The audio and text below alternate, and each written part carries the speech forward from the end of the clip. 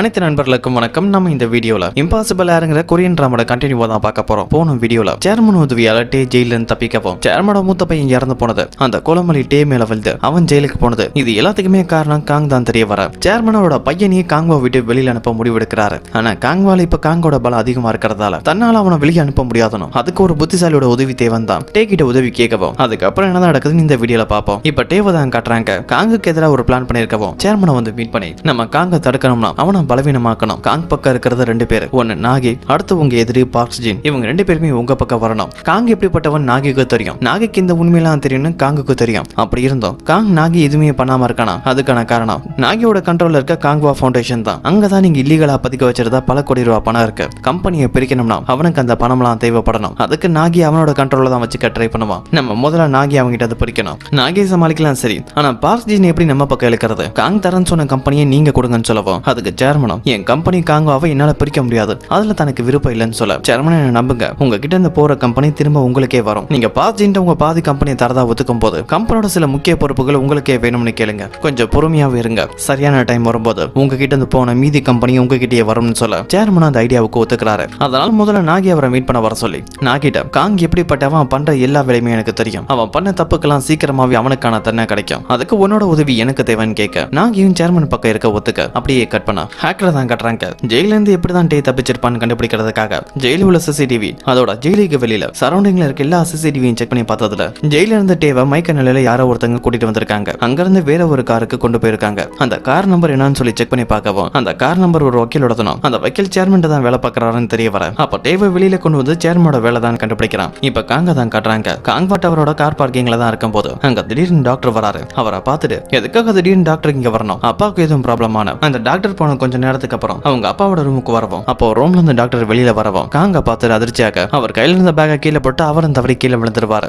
அப்ப அந்த சவுண்டை கேட்டு டேவும் வெளியில வர அங்க காங்க இருக்கான். அவன் கண்ணில் படக்கூடாதுன்னு ஒளிஞ்சுக்கவும் அப்ப சேர்மன் அங்க வராரு. காங்க பார்த்து நீங்க என்ன பண்றேன்னு கேட்கவும் டாக்டர் இங்க வரதா பார்த்தேன், அதான் இது உங்களுக்கு உடம்பு சரியில்லைன்னு பார்க்க வந்ததா சொல்ல சேர்மனும் பெருசா எதுவும் பிரச்சனை இல்லை, கொஞ்சம் உடம்பு சரியில்லை அதனாலதான் பார்க்க வந்தாருன்னு சொல்லவும் டாக்டர் அங்க இருந்து போகவும் டாக்டருக்கு பின்னாடியே காங்க போறான். ஏன்னா காங்க பார்த்த உடனே டாக்டர் அதிர்ச்சியாக கீழே விழுந்திருப்பார்ல, அதுலயே அவனுக்கு டாக்டர் மேல சந்தேகம் வர ஆரம்பிச்சிருக்கும். அதனாலதான் டாக்டர்கிட்ட வந்து என் அப்பாவுக்கு ட்ரீட்மெண்ட் கொடுக்க வந்தீங்களா இல்ல வேற யாருக்கும் ட்ரீட்மெண்ட் கொடுக்க வந்தீங்களான்னு அவர்கிட்ட இருந்து எதுவும் தகவல் கிடைக்குமா ட்ரை பண்ண டாக்டரும் என்கிட்ட திருப்பி கேள்வியை கேட்டுட்டு இருக்கேன், நான் ஒரு டாக்டர் பேஷண்ட் தான் பார்க்க வந்ததா சொல்லிட்டு அங்க இருந்து போகவும் காங்குக்கு தான் மேல டவுட் வந்துருச்சுன்னு டாக்டருக்கு சந்தேகம் வர உடனே அந்த விஷயத்த சேர்மனுக்கு இன்ஃபார்ம் பண்ணவும் சேர்மன் டேக்கிட்ட காங்குக்கு சந்தேகம் வர ஆரம்பிச்சிருச்சு. இப்ப என்ன பண்றதுன்னு கேட்கவும் அதுக்கு டேவும் அப்ப நம்மால் நேரத்தை வீணாக்க முடியாது, நீங்க உடனே பார்க்ஸ் ஜினை மீட் பண்ணுங்க, அவரை எப்படியாவது நம்ம பக்கம் கொண்டு வாங்க, இப்ப எனக்கு ஒரு முக்கியமான வேலை இருக்குன்னு சொல்லிட்டு அங்க இருந்து கிளம்பவும் இப்ப சேர்மனை தான் காட்டுறாங்க. அந்த பார்க்ஸ் ஜினை தான் மீட் பண்ண வந்திருக்கவும் காங்வா நிறுவனத்தை உருவாக்கவும் அப்பாவும் என் அப்பாவும் ரொம்பவே கஷ்டப்பட்டிருக்காங்க, அதுக்காக சின்ன வயசுல இருந்து நம்மளும் உழைச்சிருக்கோம், அதனால அழிய விடல, உனக்கு தேவையானதை நானே கொடுக்கறேன்னு சொல்லவும் அதுக்கு அந்த பார்க்ஸ் ஜினும் திடீர்னு இந்த முடிவெடுக்க காரணம் என்னன்னு கேட்டா அதுக்கான காரணம் என் பையன் தான், என் பையனுக்கு உனக்கு இடையில என்ன டீல் போகுதுன்னு எனக்கு நல்லாவே தெரியும், அவன் தரதா சொல்றத நான் தரேன், அதுக்கு பதிலா நீ ஏன் பக்கம் இருக்கணும்னு சொல்ல அந்த பார்க்ஸ் ஜினும் அதுக்கு சம்மதிக்க காங்குக்கு பலமா இருந்த ரெண்டு பேருமே இப்ப சேர்மன் பக்கம் வந்துட்டாங்க. கட் பண்ண இப்ப காங்க தான் காட்டுறாங்க. அவன் வீட்டுக்கு வரவும் அப்பதான் ஆக்கர்ட் இந்த கால் வருது, டே எங்க இருக்கான்னு கண்டுபிடிச்சிட்டேன், காங்வா டவர்ல தான் இருக்காங்கிற விஷயத்த சொல்லவும் காங்கோட சந்தேகம் கன்ஃபார்ம் ஆக ஆரம்பிச்சிருச்சு. சேர்மன் ரூம்ல டாக்டர் காங்க பார்த்த உடனே பயந்தது, அதை சேர்மன் சமாளிச்சது.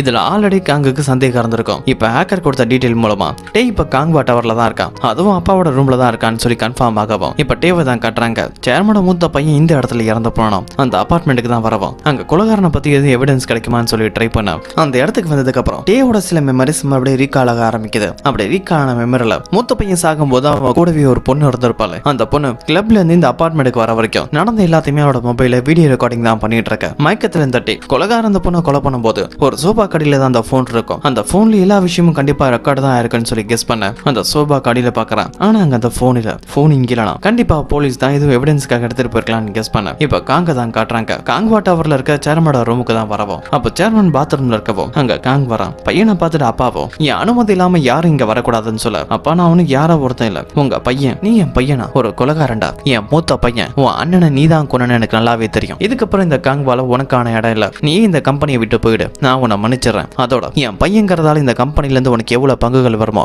அந்த பங்குகளையும் தரேன், அதை வச்சுட்டு இனிமேலாவது ஒழுங்கா வாழன்னு சொல்ல. ஆனா காங்க அதை கேட்கற மாதிரி இல்ல, அவன் அப்பா கிட்டே மூத்த பையனை நாக்குறானா, அவன் சாவுக்கான காரணம் நீங்க தான் அப்பா, என்ன உங்க மத்த பசங்க மாதிரி நினைச்சிருக்கீங்களா சொல்லுங்க, என்ன இப்படி ஒரு மிருகம் ஆக்குனதே நீங்க தான், என் அம்மாவோட சாவுக்கு நீங்க தான் ஒரு வகையில காரணம், ஆனா நான் என் அம்மா மாதிரி கோலையில பின்வாங்க மாட்டேன், கண்டிப்பா இந்த காங்வாவை அடைய போராடுவேன்னு சொல்ல அதை கேட்ட சேர்மன் கோவப்படுறாரு. இனிமேல் உனக்கு சப்போர்ட் பண்ண யாருமே இல்ல, அந்த பார்ஜிடி நீ ஏன் பக்கம், இனிமேல் உன்னால எதுவும் பண்ண முடியாதுன்னு சொல்ல இப்படி சேர்மன் கத்தி பேசிட்டே இருக்கவோ அவட நெஞ்சு வலி அதிகமாக ஆரம்பிக்குது. அதனால அதுக்கான டேப்லெட் எடுக்க போகும்போது காங் அந்த டேப்லெட் எடுக்க விட மாட்டான். அதோட அவன் அப்பாவை தண்ணியில தள்ளி விட்டு உயிருக்கு போராடுற அவன் அப்பா கிட்ட காங்வாவை பத்தி இனிமேல் நீங்க கவலைப்பட வேண்டியதில்ல, காங்வால உங்களுக்கான சகாப்தம் முடிஞ்சிருச்சு, இனிமேல் உங்க பையன் காங்கோட சகாப்தம் ஆரம்பிக்க போறதா சொல்லிட்டு அவனோட அப்பா உயிருக்கு போராடுறாரு. அதை நினைச்சு கூட கவலைப்படாம காங் அங்க இருந்து போகவும் அவன் போனும் கொஞ்ச நேரத்துக்கு அப்புறம் தான் ஜோகி அங்க வரா. காங்வால இருக்க ஒரு முக்கியமான ஆள் மூலமா ஜோகிக்கு ஒரு இன்ஃபர்மேஷன் கிடைக்குது. அந்த இன்ஃபர்மேஷன்ல டே ஜெயில தப்பிச்சதுக்கு முக்கியமான காரணமே சேர்மன் தானோ, டேக்கு பத்திரமான ஒரே இடம்னா அது காங்வா டவர்ல இருக்க சேர்மனோட இடம் தான் சொல்ல உடனே ஜோகி அங்க வந்து பார்த்தா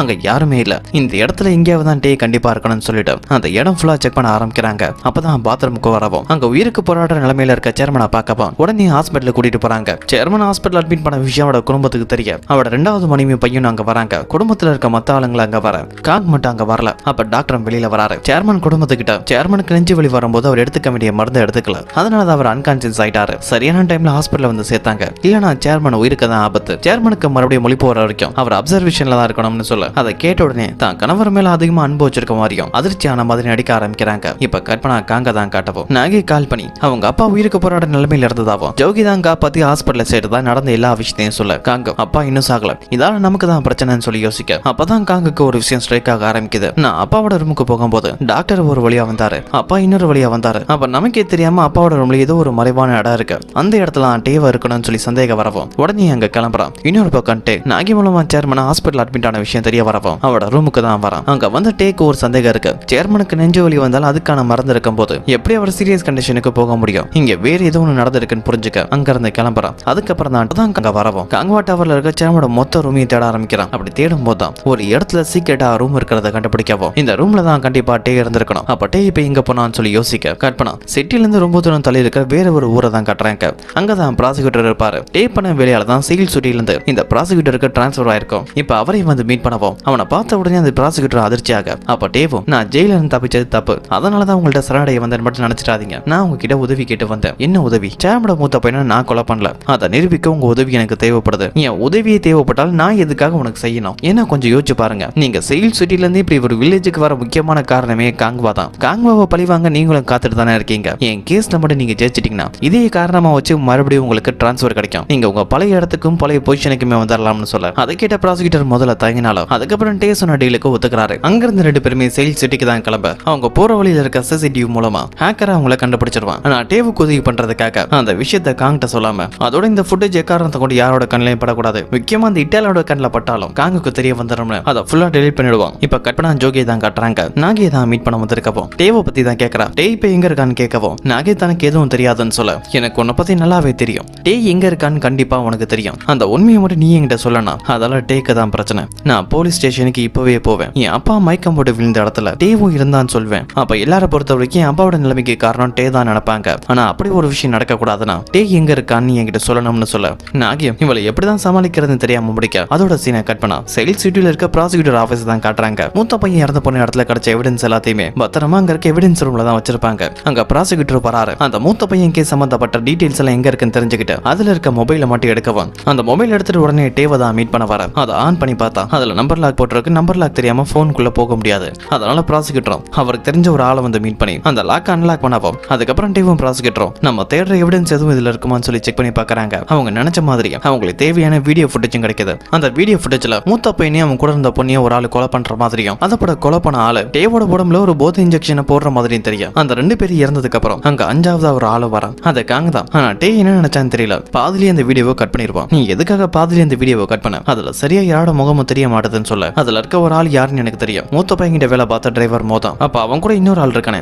அந்த கூட்டாளி யாருன்னு கேட்கப்போ அதைனால இப்ப உங்ககிட்ட சொல்ல முடியாதுன்னு சொல்ல டே பேசுறத வச்சு அப்ப அந்த குற்றவாளி யாருன்னு உனக்கு முன்கூட்டியே தெரிஞ்சிருக்கான்னு கேட்க தெரியும், ஆனா அந்த குற்றவாளி யாருன்னு தெரிஞ்சாலும் அவனை உங்களால அரெஸ்ட் பண்ண முடியாது. ப்ராசிக்யூட்டர் சரியான நம்புங்க, சரியான டைம் வரும்போது அந்த கூட்டாளி யாருன்னு நான் உங்ககிட்ட சொல்றேன், அப்ப அவனை எல்லா ஆதாரத்தோட இப்படி போன்னு சொல்ல ப்ராசிக்யூட்டர் டே சொன்னதுக்கு சம்மதிக்கிறாரு. அதோட அவர் கையில இருக்க வீடியோ ஃபுட்டேஜ் எடுத்துட்டு போய் அவருக்கு மேல இருக்க ஐஆர் ஆபீசர்ட்ட காட்டவும் அது மூலமா டே கொலைகாரல நிரூபிக்க முடியும். இருந்தாலும் இந்த ப்ராசிக்யூட்டர் எந்த ஒரு அனுமதியும் இல்லாம திருட்டுத்தனமா தான் அந்த போன் எடுத்திருப்பாரு. அதனால டைரக்டா அந்த கேஸ் அவனால வாதாட முடியாது. கொஞ்சம் வெயிட் பண்ணு, இந்த கேஸ் உன்னோட கண்ட்ரோலுக்கே வர மாதிரி நான் பண்றதா சொல்லப்போம். இப்ப கட் பண்ண டேவை தான் காட்டுறாங்க. அவன் தான் நிரபராதி நிரூபிக்கிறதுக்கான ஆதாரம் கிடைச்சிருச்சு. இதுக்கப்புறம் அவன் லீகலா வெளியில வரணும். அதுக்காக அவனையும் போலீஸ் ஸ்டேஷனுக்கு வந்து சரணடைறான். அந்த ஐர் ஆபீசர் சொன்ன மாதிரியே சேர்மனோட மூத்த பையன் இறந்து போன கேஸ் இப்ப அந்த ப்ராசிக்யூட்டர் கைக்கே வரவும் அவர் முதல் வெளியா சந்தேகத்தின் அடிப்படையில அந்த டிரைவர் மோவை அரெஸ்ட் பண்றாரு. அந்த நியூஸ்லயும் வர அந்த ரெண்டாவது பையனோட அம்மாவும் பாக்குறாங்க. சேர்மன் இப்ப அன்கான்சியஸா இருக்காரு. இந்த வாய்ப்பை பயன்படுத்தி அவங்க பையனை சியூ ஆக்கணும்னு ட்ரை பண்றாங்க. அதே டைமுக்காக சேர்மன் திரும்பி வந்தா தனக்கு தான் பிரச்சனை வரும். அதுக்குள்ள அவன் எப்படியாவது கம்பெனி எடுத்துக்க ட்ரை பண்றான். அதுக்காக அந்த பார்க் ஜீனை மறுபடியும் மீட் பண்ணி சேர்மன் இல்லாத டைம் என்னால மட்டும் தான் உங்களுக்கு உதவி பண்ண முடியும்னு அவர் கூட டீல் போட்டு அவரோட வீட்டுக்கு வந்து பார்த்தா அங்க நாகில அதோட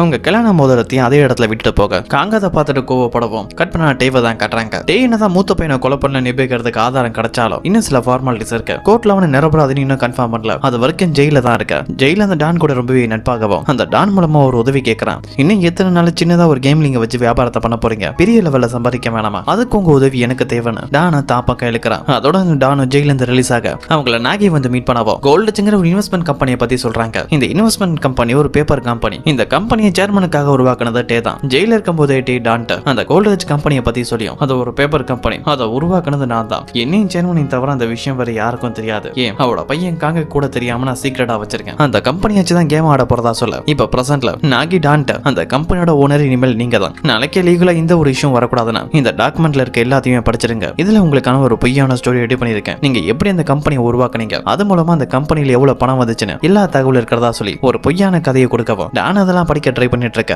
அப்பதான் ஹேக்கர் அங்க வரான். இவன் எப்படி இட்டாலியன் இருந்து தப்பிச்சான்னு பார்த்தா ஜெயில இருந்து தப்பிச்சுட்டு மறுபடியும் போலீஸ்ல சரண்டர் ஆனது தெரியவும் டே ஏதோ ஒரு பிளான் பண்ணிருக்கான்னு கரெக்டா கெஸ் பண்ணவும் அந்த இட்டாலியன் அடிச்சு போட்டுட்டு மறுபடியும் வழியிலேயே வராதுன்னு மிரட்டிட்டோம். அங்க இருந்த டேவை வந்து மீட் பண்ணிருப்பான். இந்த ஹேக்கர் டே சொல்ற ஆளுங்களை மட்டும் இல்ல டேவையும் கண்காணிச்சுட்டு தான் இருந்திருக்கான். அதனால டே சொல்லாமலே இந்த கோல்டு கம்பெனியை பத்தி எனக்கு தெரிஞ்சிருக்கு. அதோட டே எதுக்காக இந்த கம்பெனியை உருவாக்கி இருப்பானா சேர்மனோட கம்பெனிக்கு எந்த ஒரு பிரச்சனையும் வரக்கூடாதுன்னு பங்குன்னு கேட்டு யாரும் தொல்லை பண்ணக்கூடாதுன்னு தான் கோல்டுங்கிற ஒரு பொய்யான பேப்பர் கம்பெனியை வச்சு காங்வா நிறுவனத்தோட பல பங்குகளை வாங்கியிருப்பாரு. அந்த விஷயம் சேர்மனுக்கும் டேக்கு மட்டும் தான் தெரியும். சேர்மன் இப்ப அன்கான்சியஸா இருக்காரு. டே அந்த வாய்ப்பை பயன்படுத்தி ஏதோ ஒன்று பெருசா பிளான் பண்றான். இந்த எல்லா விஷயமும் ஹேக்கருக்கு தெரியவும் அந்த கோல்டு இன்வெஸ்ட்மெண்ட்ல இருக்க பங்களோட மதிப்பு எனக்கும் தெரியும். அந்த நிறுவனத்தை நீ கண்ட்ரோல் பண்ண போறானா, அது மூலமா எனக்கு லாபம் கிடைக்கணும்னு சொல்லி அவங்க கூட ஒரு டீல் போட இப்ப நாகி டே ஹேக்கர் அவங்க கூட டானோட டீமும் சேர்ந்து அவங்க எல்லாருமே காங்குக்கு எதிரான வேலையை பார்க்க ஆரம்பிக்கிறாங்க. இந்த கோல்டு இன்வெஸ்ட்மெண்ட்ல தான் சேர்மனுக்கு சொந்தமான அதிகபட்சமான பங்குகள் இருக்கு. இப்ப அதுக்கெல்லாம் ஓனரா இருக்கிறது டான் தான். இது மூலமா காங்வா நிறுவனத்தோட அதிக பங்குகளும் கோல்டுங்கிற ஒரு இன்வெஸ்ட்மெண்ட் கம்பெனில தான் இருக்கு. காங்குக்கும் சேர்மனோட ரெண்டாவது மனைவிக்கும் தெரிய வரவும் திடீர்னு இது என்ன புது ப்ராப்ளமா இருக்கு. அந்த கோல்டு இன்வெஸ்ட்மெண்ட் கம்பெனி யாரோடது, யார்கிட்ட இவ்வளவு பங்குகள் இருக்குன்னு அந்த கம்பெனியை பத்தியும் அந்த கம்பெனி யாரோட கண்ட்ரோல் இருக்குன்னு எல்லாத்தையும் கண்டுபிடிக்க சொல்ல இப்ப கட் பண்ணா கோர்ட்ல டேவோட கேஸ் தான் நடந்துட்டு இருக்கு. அந்த மொபைல் போன்ல இருக்க வீடியோவை வச்சு டே சேர்மனோட மூத்த பையனை கொலை பண்ணல, வேற யாரோ ஒரு ஆள் கொலை பண்ணி தான் டே மேல பொய்யான படியை போட்டிருக்காங்க நிரூபிக்க டேவை விடுதலை பண்ணிருவாங்க. அது காங்குக்கும் தெரிய வர இதோட இந்த வீடியோ கம்ப்ளீட் ஆகுது. இதுக்கப்புறம் என்ன நடக்குதுன்னு அடுத்த வர வீடியோல பார்ப்போம்.